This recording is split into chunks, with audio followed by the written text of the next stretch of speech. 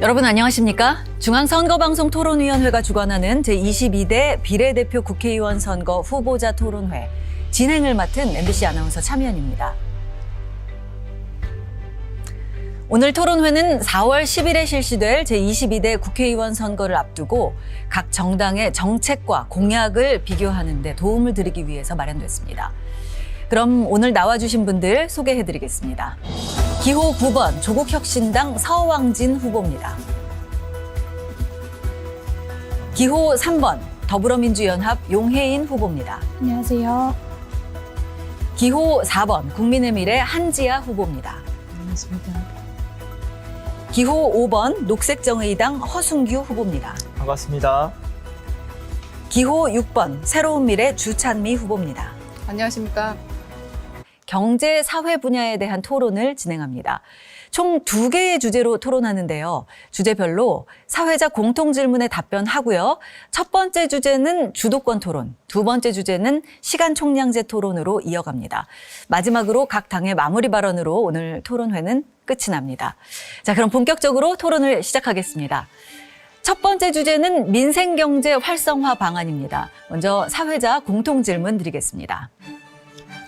현재 우리 경제는 고금리 고물가의 여파로 경기 침체가 장기화하면서 일반 국민은 물론 소상공인과 자영업자의 고통도 커지고 있습니다. 본격적인 선거운동에 돌입한 각 정당은 한 목소리로 민생을 강조하면서 각종 대책을 내놓고 있는데요. 선거를 앞두고 재정 건전성을 고려하지 않은 공약 남발이라는 지적도 있습니다. 각 당의 민생경제 활성화를 위한 구체적인 방안을 들어보겠습니다. 기호 3번 더불어민주연합 용혜인 후보 답변해 주시죠. 존경하는 국민 여러분, 기호 3번 더불어민주연합 용혜인입니다. 경제가 정말 위기입니다. 물가는 치솟는데 성장도 소득도 바닥입니다. 이토록 민생 살림에 무능한 정권은 처음입니다. 고물가 고금리로 고통받는 서민들을 위해서는 텅 비어버린 국민들의 호주머니를 채우는 것이 가장 먼저입니다. 민생회복지원금 25만 원 절실합니다. 재벌 대기업과 부자들에게만 수십조 원씩 돈 쥐어주는 감세일변도 정책만 바꿔도 충분히 가능합니다. 더 큰 문제는 정부 여당이 기후위기 대응도 탈탄소 산업전환과 기술혁신도 포기해버린 것입니다. 미래를 위해서는 정반대로 해야 합니다. 재생에너지 전환 속도감 있게 추진해야 합니다. 첨단 산업 육성과 기술 혁신을 위해 국가가 전략적으로 나서야 합니다. 단 2년 만에 경제가 심각하게 무너졌습니다. 민생경제 폭망시킨 윤석열 정권 반드시 멈춰 세워주십시오. 각 당의 답변 들어봤는데요. 이제 주도권 토론으로 빠르게 이어가도록 하겠습니다. 더불어민주연합 용혜인 후보께 여쭙겠습니다. 더불어민주연합에서 4050 세대에 대한 어떤 정책이 추진되는 게 있는지 궁금하고요. 또 저희가 제안한 4050 정책에 대해서 함께 협력해서 추진할 의향이 있으신지 말씀을 부탁드리겠습니다. 네, 4050을 위해서 필요한 정책들이 있다면 당연히 함께 힘을 모아서 추진해야 할 것이고요. 다만 지금까지 청년들에게만 지원을 했다라는 방식의 접근 방식은 우리 사회의 여러 갈등들을 통합해야 하는 정치의 역할에는 좀 적절하지 않은 것이 아닌가라는 고민이 듭니다. 세대별로 필요한 것들을 충분히 지원함과 동시에 우리 사회 전체의 안전망을 튼튼하게 만들어가는 것이 가장 중요한 지금 대한민국의 과제일 것이라고 생각하고요. 그런 면에서 기본소득을 비롯한 기본사회를 만들어가는 것에 조국혁신당에서도 함께 힘을 모아주시기를 요청드립니다.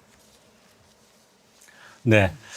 저희 조국혁신당은 이 민생 경기를 어떻게 활성화시킬 것인지 힘든 이 상황을 반드시 적극적인 노력을 통해서 적극 대응을 하겠습니다. 감사합니다. 네. 자, 이번에는 기호 3번 더불어민주연합 용혜인 후보 주도권 토론 시작하시죠.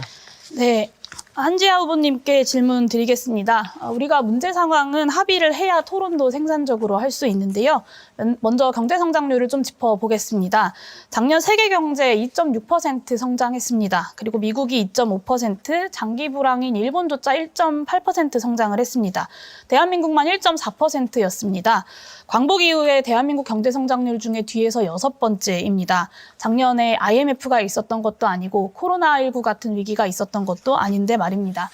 무역수지도 굉장히 처참합니다. 우리나라 무역수지가 전 세계에서 17년에 5위, 18년에 6위였는데 작년에 200위 부근으로 급격하게 추락했습니다. 제가 뒤에도 답변 기회를 또 드릴 테니 짧게 사실관계 답변을 좀 부탁드립니다. 제가 지금 말씀드린 이 통계, 가짜뉴스입니까? 아니면 사실입니까?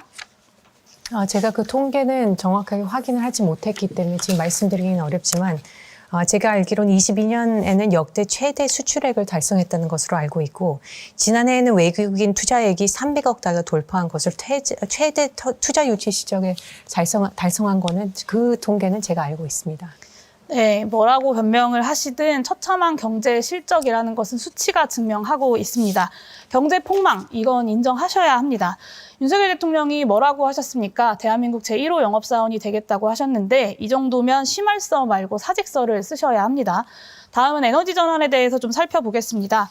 기업이 사용하는 전력 전체를 재생에너지로 충당하자는 세계적인 캠페인이 바로 아리백입니다. 애플이나 구글 같은 세계적인 기업들도 동참하고 있고 이 아리백에 동참하지 않는다면 이 기업들과 거래할 수 없는 건 물론이고 탄소 악당 기업으로 찍혀서 경쟁력 손상도 불가피합니다. 아리백에 참여하지 않으면 첨단 산업 수출액이 40%가 급감할 수 있다는 KDI 보고서도 있습니다. 이것만 50조에서 100조 원에 이릅니다. 아리백뿐만이 아니라 탄소 국경 조정제도 알고 계실 텐데요. 미국과 EU가 주도하고 있는 새로운 무역 관세입니다. 핵심은 기업의 생산 과정에서 발생한 탄소량을 따져서 그만큼 관세로 불이익을 주겠다는 것입니다. 당연히 재생에너지 전환은 이것의 기본적인 대응책이어야 합니다. 그런데 지금 윤석열 정부처럼 에너지 전환은 거부한 채로 탄소 국경세가 도입이 되면 수출과 경제에 엄청난 충격일 수밖에 없습니다. 그런데 윤석열 대통령이 후보 시절에 몰랐던 건 넘어가더라도 한동훈 위원장이 최근에도 아리백 모르면 어떻냐라는 이야기를 하셨고요. 최근에 국민의 미래에서는 아리백 따라하는 건 기후 4대주의다라는 입장을 내기도 했습니다. 정말 충격적인데요. 관련해서 두 가지 질문 드리겠습니다. 현재 우리나라 핵발전소에서 생산한 전기는 탄소 국경세에서 재생에너지에 포함되지 않습니다. 이것이 맞습니까? 그리고 두 번째는 정부 여당에서는 아리백 말고 CF100을 하자고 하는데요. 핵심은 핵발전소를 포함시키는 것입니다. 그러면 이 CF100이 아리백을 대체하고 세계적인 국제 표준으로 자리 잡을 가능성이 있습니까? 기업들 참여가 늘고 있습니까? 답변 부탁드립니다. 저에게 질문하시는 네. 거예요. 예. 말씀하셨듯이 아리백은 캠페인입니다. 그리고 제가 말씀드리고 싶은 건 UN, 구글, 마이크로소프트는 아리백이 아니라 말씀하신 대로 무탄소로 가는 CF100을 주장하고 있습니다. 그래서 엄연한 차이가 있고요. 그리고 강조하고 있는 것은 탄소량입니다. 탄소량이 줄어드는 게 우리의 목표입니다. 그렇기 때문에 현재 윤석열 정부가 추진하고 있는 이런 CF100에 대한 지향점은 틀리지 않다고 생각을 합니다. 아시겠지만 일본 후쿠시마 원전 사고 이후에 미국이나 일본, 프랑스, 영국 모두 다 원전에 대한 거를 재고 검토를 했습니다. 하지만 원전을 제가 주도권 건설하는 토론이어가지고요. 제가 진행했다는 설명드리겠습니다. 말씀드리겠습니다. 500대 국내 기업 82%가 CF100에 참여 의사가 없다고 합니다. 무역 경쟁에서 전혀 실효성이 없기 때문입니다. 이미 EU에서 탄소국경세 시범 시행하고 있습니다. 내후년이면 정식적으로 도입되고요. 이 탄소국경세에서 핵발전소로 생산한 전기는 포함되지 않습니다. 이대로 가면 대한민국 수출 정말 큰일 납니다. 재벌 총수들이랑 대통령께서 떡볶이 드실 시간에 재생에너지 전환 대책을 논의하셨어야 합니다. 지금 기업들 발 동동 구르고 있습니다. 하나만 더 짚겠습니다. 대한민국이 석유가 나는 나라도 아니고 국토가 넓고 인구가 많은 나라도 아닙니다. 결국에는 기술 혁신과 인재 육성으로 살아남아야 하는데요. 윤석열 정부 들어서 R&D 예산 삭감됐습니다. IMF 때도 깎지 않았던 그 예산을 삭감한 것입니다. R&D 예산 축소, 가짜뉴스인지 사실인지 답변해 주시고요. 윤석열 대통령과 정부 여당이 R&D 예산 삭감에 대해서 제대로 반성하는 것을 본 적이 없습니다. 오늘 이 자리에서 지금이라도 국민들 앞에 사과하시겠습니까? 제가 대통령님 대신해서 사과할 일은 아닌 것 같고요. R&D 삭감, 특히 계속 과제 삭감이 과도하게 된 부분도 있다는 것을 인정합니다. 그리고 정부도 인지하고 있고 내년에 이거에 대해서 개선책을 마련하고 있고 또 예산 증대에 대해서도 힘쓰겠다고 얘기를 하고 국민의 미래는 그 부분에 대해서 저희는 열심히 정부를 도울 것입니다. 과도하게 삭감을 했다면 국민들 앞에 미래를 갉아먹은 예산 삭감에 대해서 사과하셔야 되는 것입니다. 오늘의 IT 강국 그리고 반도체 강국 대한민국이 있기까지 국가의 전략적인 인내자본 투자가 있었습니다. 기업들이 단기적 이윤을 넘어서 중장기적인 관점에서 투자할 수 없기 때문입니다. 결국 핵심은 전략적인 공공투자입니다. 그래서 제안 드립니다. 향후 10년간 500조 정도는 들여서 재생에너지 전환 신속하게 추진해야 합니다. 한국은 매년 에너지원 수입에만 150조 원씩 쓰는 나라입니다. 10년이면 1,500조입니다. 그것의 3분의 1만 투자해도 가능합니다. 두 번째로는 기술 혁신에도 과감하게 투자해야 합니다. 우리나라는 국가 R&D 예산을 올해 15%나 깎았습니다. 첨단 산업 육성을 위해서 미국이 40조, 일본이 23조, 중국이 43조를 증액한 것과는 굉장히 대조적입니다. 윤석열 대통령만 빼고 모두가 다 알고 있습니다. 혁신기술의 미래가 국가 R&D 투자에 달려 있다는 것을 말입니다. 이 투자 재원 전체를 증세를 통해서 마련하는 것이 어렵다면 정부가 미래혁신 채권을 발행하는 방안을 적극적으로 고려해야 합니다. 그리고 채권을 한국은행이 그대로 인수하면 이자 없이도 활용할 수 있습니다. 이 미래혁신기금을 투자해서 수익이 발생하면 국민 모두에게 기본소득으로 나누어 주어야 합니다. 경제성장이 고용과 소득으로 이어지지 않는 시대입니다. 경제를 살리면서도 불평등을 해소할 수 있는 유일한 방법이 바로 기본소득입니다. 선진국에서 이미 널리 퍼져 있는 국부펀드를 미래투자형 그리고 기본소득형으로 도입하자는 것입니다. 2030년까지 이제 5년 남았습니다. 대한민국 경제에 명운이 걸린 중요한 시점입니다. 국운을 걸고 미래를 향해서 과감하게 투자해야 할 때이고요. 그런데 윤석열 정부는 긴축과 감세만 앵무새처럼 되뇌일 뿐이지 전략과 비전이 보이지 않습니다. 이래서는 경제가 가면 갈수록 더 나빠질 수밖에 없다는 점 말씀드립니다. 마지막으로 새로운 미래 주찬미 후보님께 질문하겠습니다. 민생회복지원금 25만 원 제안에 대해서 이낙연 대표께서 그런 건 이재명 대표의 못된 버릇이다라고 혹평하셨습니다. 지금도 그 입장 유지하십니까? 네, 답변 드리겠습니다. 돈을 준다면 싫어할 사람이 어디 있겠습니까? 우선 13조 원의 예산을 사용함에 있어서 저희는 우선적으로 경제의 지속 가능성을 고려해야 한다고 생각합니다. 또한 시중에 돈이 풀릴 경우에 물가 상승의 압력이 커집니다. 이러한 인플레이션 우려도 저희는 같이 하고 있습니다. 1인 기준 25만 원씩 4인 가족 100만 원을 주는 거는 당장의 목마름을 해소할 수는 있지만 우리 경제에 근본적인 도움은 되지 않는다라고 저희는 생각을 합니다. 그래서 저희는 취약계층과 저소득층에게 좀 더 두텁게 그리고 효율적으로 재정을 지원할 수 있게. 시간이 없어서 제가 마저 말씀드리겠습니다. 우선 이낙연 대표뿐만 아니라 새로운 미래 소속 모든 의원님들이 더불어민주당에서 탈당하신 분들입니다. 4년 전 민생경제 살리는 전국민 재난지원금 도입에는 모두 찬성하셨던 분들인 겁니다. 근데 아무리 탈당했다고 입장을 하루아침에 국민의힘과 동일하게 바꾼다는 것이 저는 참 안타깝고요. 대외 여건이 악화되면 내수 진작을 통해서 성장을 관리해야 합니다. 근데 윤석열 정부가 부자 감세, 재벌 감세 해주느라 지출을 줄여버려서 성장률이 더 떨어지고 있는 것입니다. 이것이 경제지표가 말하는 객관적인 사실입니다. 민생경제대책에 있어서 국민의힘과 한편인 새로운 미래에 참으로 유감입니다. 민생대책에 있어서도 정권 심판해야 합니다. 야당이 단결해서 경제 살리는 민생회복지원금 도입해야 합니다. 용해인 후보님께 질문 드리겠습니다. 우리는 지난 5년간 소득 주도 성장, 한국판 뉴딜 같은 정부 주도 경제 정책의 폐해를 경험했습니다. 돈을 퍼주는 정책은 순간의 당근일지 모르겠으나 대한민국 경제 발전에 도움이 되지 않습니다. 그런데도 최근 민주당 이재명 대표는 민생 회복 지원금 1인당 25만 원씩 지원하겠다고 제안했습니다.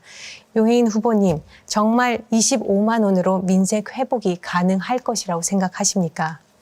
네, 당연히 가능합니다. 지난 코로나 시기에 전국민 재난지원금으로 한 6개월 정도 골목 경제에 돈이 도는 것을 우리 국민들은 다 함께 경험했습니다.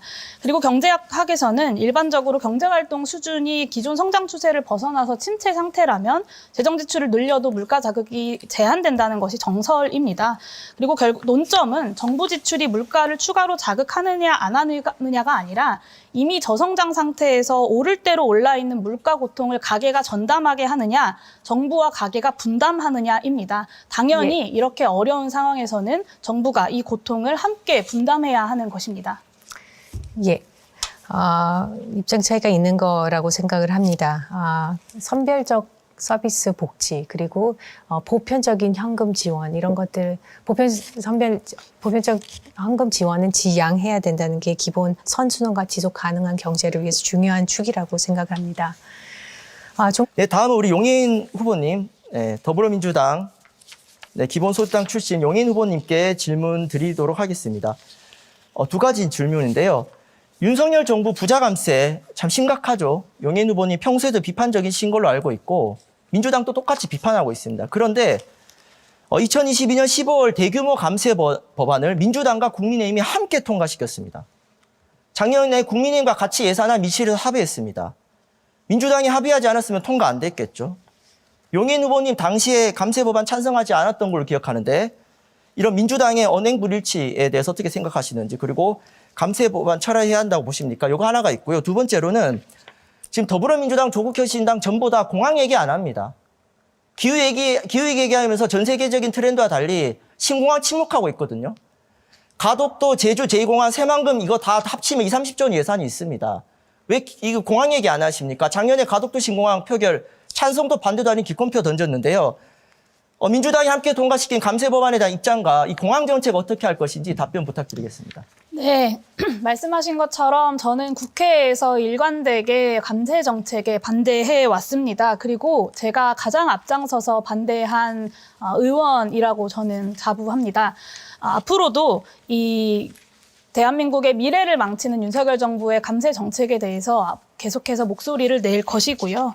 그리고 이 감세 정책에 대해서 지금 더불어민주연합에서도 함께 반대하고 있다는 점 말씀드립니다. 그리고 더불어민주당이라는 가장 큰 야권의 가장 큰 정당을 더 개혁적으로 견인해내는 것이 저의 역할이라고 생각합니다. 네, 5초 남았습니다. 네, 원래 연합 정치는 그런 것입니다. 그리고 연합 정치를 하고 있는 녹색정의당에서도 잘 알고 계실 거라고 4년 전에 생각합니다. 견인하시겠다 하면서 더불어시민당이 들어갔는데 실패하지 않았습니까? 실패하지 여러분, 않았습니다. 녹색정의당 원칙 있게 윤석열 정권 심판하고 진보정치의 틀을 세우도록 하겠습니다. 기후위기와 인생해결 녹색정의당에게 많은 지지 부탁드리겠습니다. 네, 시간이 다 됐습니다. 여러분께서는 지금 중앙선거방송토론위원회가 주관하는 제22대 비례대표 국회의원 선거 후보자 토론회를 시청하고 계십니다. 자, 두 번째 토론 주제는 저출생 극복을 위한 실효적 방안입니다. 사회자 공통질문에 답변한 후에 시간총량제 토론으로 진행합니다. 먼저 사회자 공통질문 드리겠습니다. 지금 대한민국은 심각한 저출생 위기에 직면해 있습니다.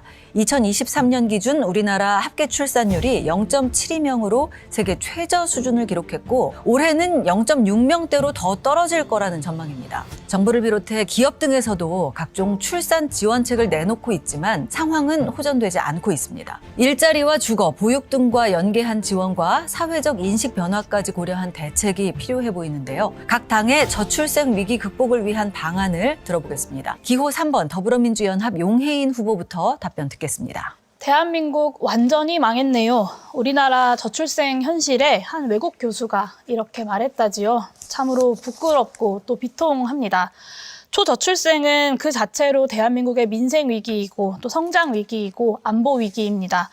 지금까지 해온 것처럼 임신과 출산만 찔끔 지원해서는 안 됩니다. 그런데 윤석열 정부의 안일함은 막대한 경제적 손실로 돌아올 것입니다. 앞으로 5년 그리고 10년이 골든타임입니다. 전문가들은 2030년대 중반부터는 어떤 정책 처방도 효과가 없을 것이라고 전망합니다. 절체절명의 국가 위기에는 도전적인 정책 처방이 반드시 필요합니다. 기호 3번 더불어민주연합은 3가지 대책을 약속드립니다. 아동 청소년 기본소득, 주 4일제 시행, 그리고 기본 주거 실현으로 소득과 노동시간, 주거 3가지 근본 문제부터 해소하겠습니다. 국가의 존망이 걸린 일에는 과감하고 전폭적인 노력이 필요합니다. 더불어민주연합이 더 빠르게, 더 도전적으로 해결하겠습니다. 곧바로 시간 총량제 토론으로 이어가겠습니다. 그럼 기호 3번 더불어민주연합 용해인 후보부터 시작하겠습니다. 우리나라 출생률이 전쟁 중인 우크라이나보다 더 낮았다고 합니다. 이게 무슨 뜻입니까? 대한민국에서 아이를 낳고 기르겠다는 결단이 전쟁 중인 나라보다 더 어렵다는 뜻입니다. 그야말로 초유의 사태입니다. 그렇기 때문에 저출생 문제만큼은 여야가 조건 없이 힘을 모아야 합니다. 문제가 이 정도로 심각하다면 해법도 용기 있게 확 바꿔야 합니다. 아이 한 명당 한 달 평균 양육비만 71만 원입니다. 한 명의 아이를 26살까지 키우는데 정부 지원 다 제외하고 3억 7천만 원이 든다고 합니다. 아이 키워서 대학 보내는데 직장인 10년치 연봉을 쏟아 부어야 한다는 뜻입니다. 그런데 우리나라 1인당 아동 청소년 현금 지원 OECD 평균의 절반밖에 되지 않습니다. 유엔 아동권리위원회가 대한민국 정부에 아동복지 예산 좀 확대하라고 권고하기도 했습니다. 이 문제부터 바로 잡아야 합니다. 기호 3번 더불어민주연합은 그래서 아동청소년 기본소득 도입을 약속드립니다. 초등학교 입학 전 만 7세까지 매월 50만 원, 사회초년생 만 24세까지 매월 30만 원씩 지원하자는 것입니다. 새로운 미래 이낙연 대표께서 더불어민주당 대표이던 시절 아동수당 확대를 약속하셨습니다. 녹색정의당도 이제 아동수당 확대를 공약하고 있습니다. 아마 조국혁신당도 별 이견은 없으실 것이라고 생각합니다. 더불어민주연합만큼 도전적이냐 아니냐의 차이가 있지만 다 같은 방향입니다. 이제 남은 건 윤석열 정권과 국민의힘 뿐입니다. 더불어민주연합이나 녹색정의당 모두 주 4일제 또는 주 4.5일제 이런 논의들을 상당히 활발하게 적극적으로 하시고 계신 것 같습니다. 저는 본격적으로 우리 사회가 이 문제에 대해서 사회적 공론을 적극적으로 벌여나가야 된다고 생각하는데 용해인 후보님 혹시 당에서 생각하시는 주 4일제나 4.5일제 관련해서 또 어떤 좀 구체적인 계획을 가지고 계신지 궁금하고요. 한 가지 더 질문을 드린다면 용 후보님 그 어린아이 국회에 한번 데리고 등원하셨던 모습을 아주 예쁘게 봤는데요. 육아휴직 문제 관련해서 지금은 이제 월 단위 체계로 돼 있는데 이것을 일 단위로 변화를 시키면 육아휴직을 쓰는 사람 입장에서 훨씬 더 유연하게 또 자유롭게 쓸 수 있다 이런 의견이 있고요. 스웨덴에서는 그런 어떤 실제 실행의 효과도 상당히 본 걸로 평가를 하고 있는데 육아휴직의 방식을 일 단위로 변화하는 부분에 대해서는 또 어떻게 생각하시는지 궁금합니다. 네, 일단 아까 한지아 후보님 취약계층에 더 지원해야 된다라고 하셨는데요. 사실 대한민국 아동수당 소득 구분 없이 지급하고 있습니다. 윤석열 정부에서 시작한 부모급여도 소득 기준 없이 진행하고 있습니다. 그만큼 저출생 문제 심각하기 때문입니다. 그런데 기본이라는 이름만 붙으면 이런 반대하는 입장을 내는 것에 어떤 정치적 의미가 있는 것은 아닌가라는 생각이 듭니다. 그리고 주 4일제 로드맵에 대해서 말씀을 드리면 주 5일제를 시행하던 당시를 한번 상상해 보시면 좋겠습니다. 공공기관 시범 운영부터 시작해서 1000명 이상의 사업장 그리고 학교, 정부 부처 군부대 이렇게 좀 점진적으로 확대를 해 나갔었다는 점 우리가 참고할 수 있을 것 같습니다. 그리고 한지아 후보님께서 그래서 늘봄학교를 한다 노동시간 문제 이야기하시면서 이렇게 얘기를 하셨어요. 돌봄 정책 필요하지만 야근하면서도 아이 키울 수 있게 하자는 틀린 접근 방식입니다. 노동시간 단축이 없으면 저출생은 필연적일 수밖에 없습니다. 야근하지 않아야 그리고 더 일하지 않고도 살만해야 아이 낳고 키워볼 생각이라도 하게 되는 겁니다. 그게 제 또래에 일하는 엄마 아빠들의 공통된 인식이고요. 전 세계에서 가장 오래 일하기로 악명 높은 나라가 대한민국입니다. 이걸 안 바꾸고 청년들이 아이를 안 낳는다라고 백날 말해봤자 소용이 없을 것입니다. 그래서 저출생 문제 해결하기 위해서는 주 4일제 도입이 반드시 필요하고요. 최소휴식 시간 법제화 그리고 포괄임금제 폐지도 필요합니다. 근본적인 변화를 꾀해야 인구 소멸 대응도 가능합니다. 아동 청소년 기본소득뿐만 아니라 다양한 소득보장 정책으로 소득도 지원해야 하고요. 그래야 조금이라도 희망이 생길 것입니다. 한지아 후보님께 한 가지 질문 드리겠습니다. 한지아 후보님께서는 의사이시고 또 세계보건기구에서 고령화 문제를 다룬 전문가이시기도 한데요. WHO 산하의 국제암연구소는 빈번한 야근을 DDT 살충제와 같은 EA급 발암물질로 지정하기까지 했습니다. 과도한 노동시간이 건강도 망치고 있는데요. 근데 오늘 나온 정당 중에 유일하게 국민의힘만 주 4일제 도입을 반대하고 주 69시간제 이야기하면서 세계 최장 노동시간을 더 늘리려고 하고 있습니다. 소신 있는 전문가로서 윤석열 정권의 이 장시간 노동정책으로 저출생 문제 해결 가능하다고 보시는지 답변 부탁드립니다. 장시간 노동 자체가 저출생에 영향을 주겠죠. 당연히 줄 거라고 생각은 합니다. 하지만 장시간 늘봄 학교 같은 경우에 당연히 야근을 하면 안 되겠지만요. 야근을 했을 경우에 그런 제도적인 뒷받침은 필요합니다. 그렇기 때문에 늘봄 학교와 같은 제도는 당연히 필요하고요. 우리가 문체부에서 작년 11월 달에 이제 수요조사를 했습니다. 인식조사를 했을 때 저출생에 가장 도움이 되는 그러한 부분은 무엇이겠냐고 질문했을 때 답변이 1순위가 일, 가정, 양립이었습니다. 그렇기 때문에 일을 해야 됐을 때 일을 하고 커리어를 쌓고 그리고 그게 야근이 돼야 된다면은 그 국가가 보육을 할 수 있게끔 도움을 주고 그런 부분이고요. 당연히 노동 관련된 그 장시간 부분에 대해서는 저희 국민의 미래도 들어가서 다시 한번 확인을 해보도록 하겠습니다. 자, 이번에는 더불어민주연합 용혜인 후보 발언해 주시죠. 네, 아까 한지아 후보님께서 다른 후보의 질문에 답변을 회피하셔서 다시 주거 정책에 대해서 여쭤보겠습니다. 전국에서 유일하게 8년째 합계 출산율 1위를 넘겼던 세종시도 작년부터 0명대로 떨어졌습니다. 이유는 동일합니다. 집 때문입니다. 집값이 5%가 오르면 내년 출산율이 0.01 떨어지고요. 집값이 한 번 팍 오르면 출산율에 바로 반영이 되고 이후 7년 동안 악영향을 준다고 합니다. 이건 윤석열 정부의 국토연구원 연구 결과입니다. 결론은 명확합니다. 안정된 집 없이 인구위기 해결 불가능하다는 것입니다. 무주택자들 누구나 적정 임대료로 장기 거주 가능한 공공임대주택 확대로 기본주거 실현이 필요합니다. 신혼부부 주거지원 대상을 결혼 10년 차까지 확대하고 공공임대 공급 로드맵 그리고 공시가격 현실화 로드맵을 법제화할 필요가 있습니다. 한지아 후보님께 답을 듣고 싶은데요. 윤석열 대통령께서 무려 본인 임기 내에 270만 가구를 공급하겠다라고 밝혔습니다. 구체적인 실현 방안 당연히 없습니다. 근데 생각을 한번 해보십시오. 저출산 고령화 사회에서 10년 후, 20년 후에 주택 실수요는 당연히 확 줄어들 수밖에 없습니다. 그럼 과잉 공급된 주택은 부동산 투기 아니면 거래할 이유조차 없어집니다. 결국에는 윤석열 정권의 공급 만능주의, 부자 감세, 규제 완화 모두 부동산 투기와 집값 상승만 부추길 뿐입니다. 그리고 저출생 위기 더 악화될 수밖에 없습니다.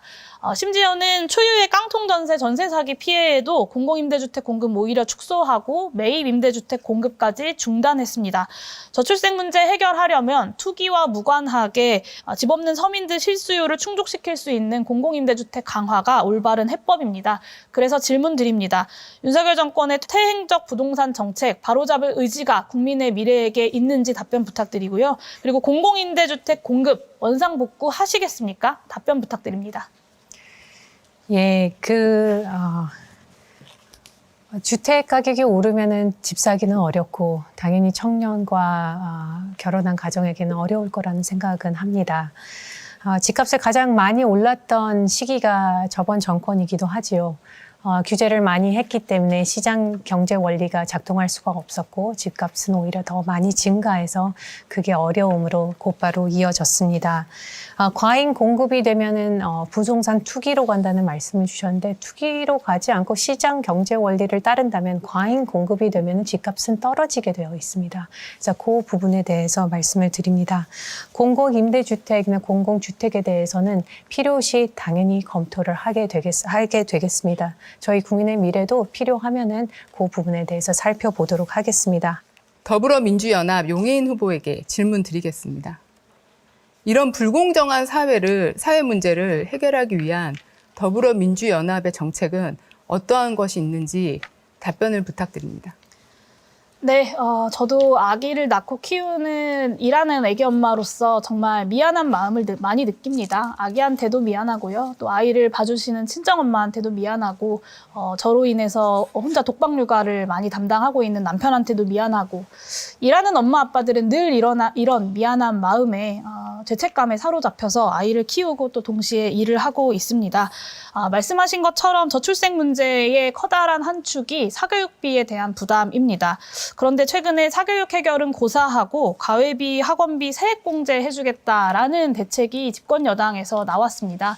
도대체 이 문제에 대해서 사교육 문제에 대해서 다른 야당들이 이렇게 입을 모아 이야기하고 있는데 국민의힘, 국민의 미래에서는 이 사교육 문제를 해결할 의지가 있는지 좀 의심스럽고요.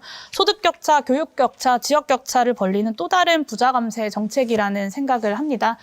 우리 사회가 더 공정해지기 위해서는 우리 사회의 불평등을 완화하고 출발점을 어느 정도 보정할 수 있는 그런 정책들이 필요합니다. 그런 면에서 모든 아이들에게 만 24세가 될 때까지 기본소득을 지급하는 정책을 새로운 미래에서도 적극적으로 검토해 주셨으면 좋겠고요.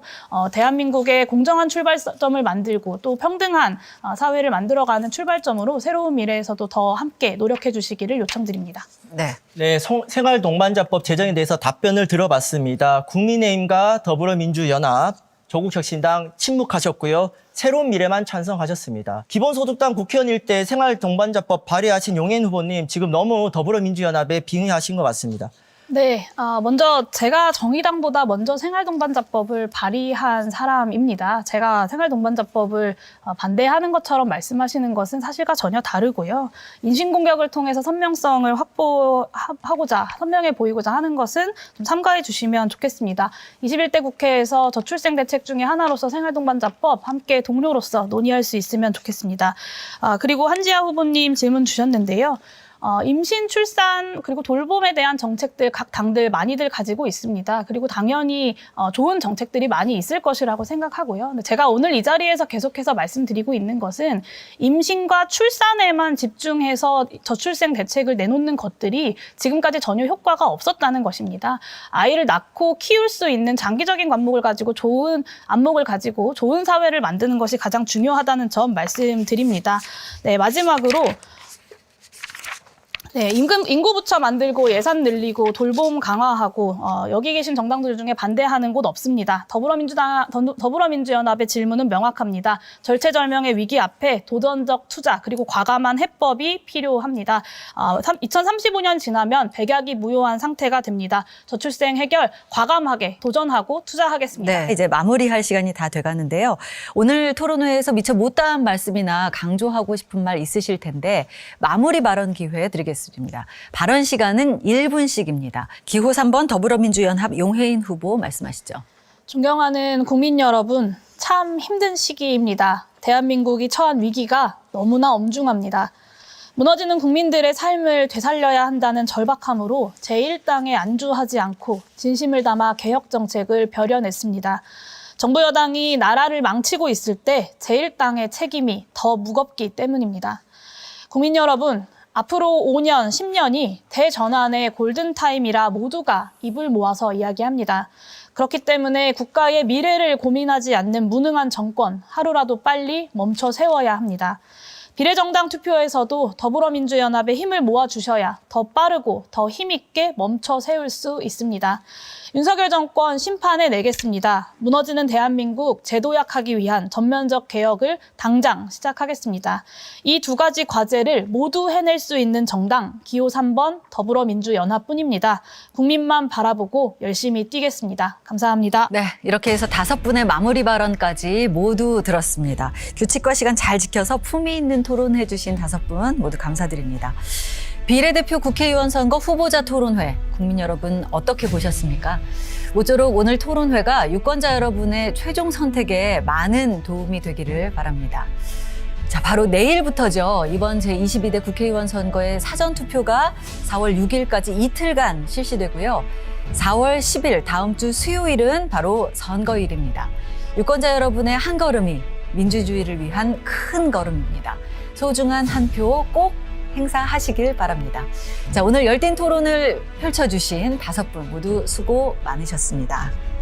자, 함께해 주신 시청자 여러분께도 감사드립니다. 중앙선거방송토론위원회가 주관하는 제22대 비례대표 국회의원 선거 후보자 토론회, 여기서 모두 마치겠습니다. 여러분 고맙습니다.